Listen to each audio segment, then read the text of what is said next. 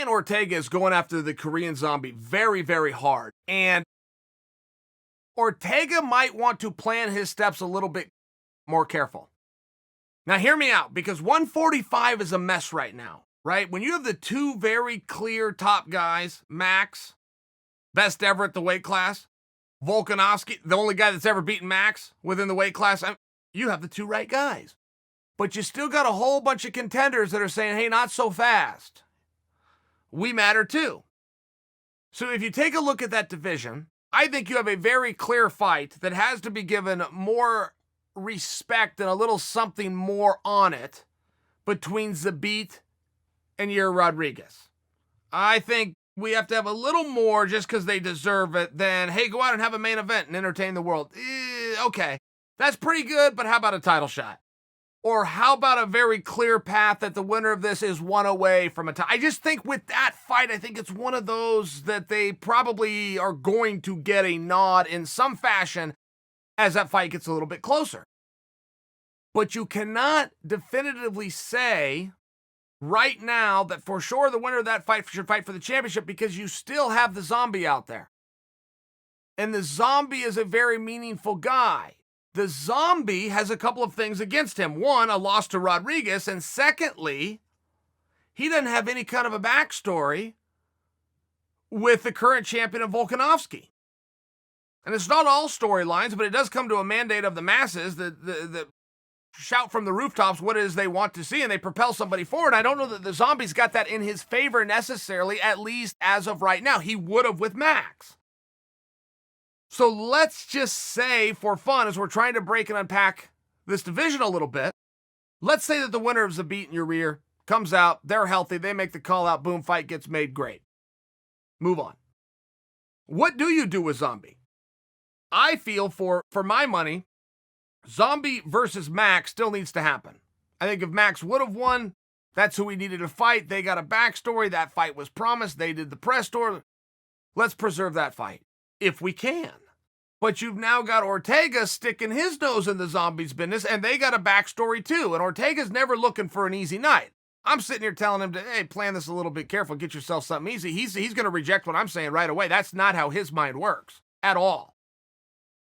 But there is a few moving parts there. Look, Ortega versus the Zombie is a damn big deal. That is a fight that we all want to see. I'm not trying to throw water on that fight. I'm just suggesting for Ortega that he think that through just a little bit, because the fact that the fight is a big deal tells me if I got to roll the dice here, 90% of the time, that's coming up at the end of the night.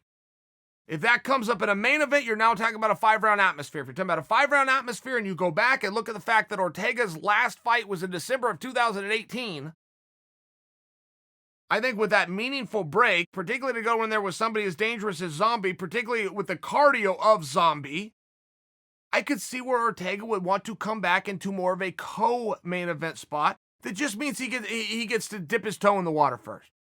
He doesn't have to push himself quite to the same limits when he's making a comeback, and he's got every right to make a comeback. It's a hard, long, drawn-out fight.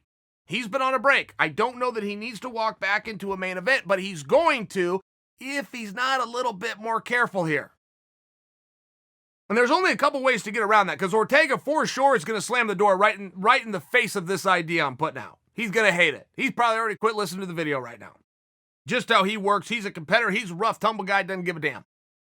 I would just encourage him to give a damn. Look, if you want Zombie or bust, and that's where your head's at, okay, find a card that already has a main event and call him out for a specific date. And we got main events lined up, I mean, just off the top of my head through mid-August. We got Stipe in DC coming up on August 15th, August 16th. So call him out and say, I'll meet you in Vegas. As a matter of fact, I'm planning to go out and watch the heavyweight championship. Why don't we just open the show that night? I'm only suggesting for you that if Ortega's going to jump right into the deep end, because he's got huge courage and huge balls and he's a competitor, all things that we respect, all things that we credit him with, there could be a little bit more to the plan. I want to fight Zombie. Okay, great. Heard you, got it.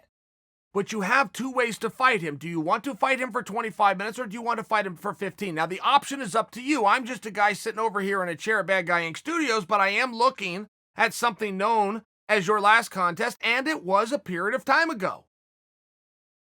Ortega, you are not fully expected to do everything. Appreciate the hero status. Appreciate that you want to, but you're not expected to. And like the old saying in life goes, be careful what you ask for because you just might get it.